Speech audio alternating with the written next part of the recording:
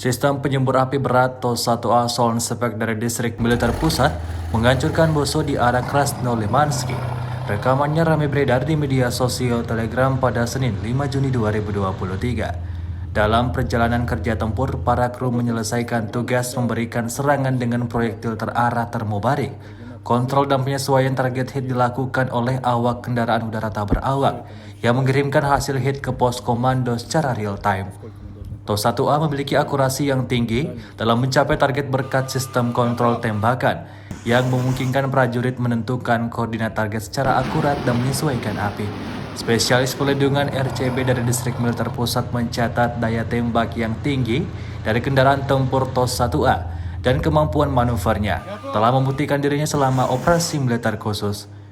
Hingga video ini beredar, beragam komentar dituliskan warganet. Уничтожены два склада артиллерийских боеприпасов 68-й егерской и 72-й механизированной бригад Вооруженных сил Украины.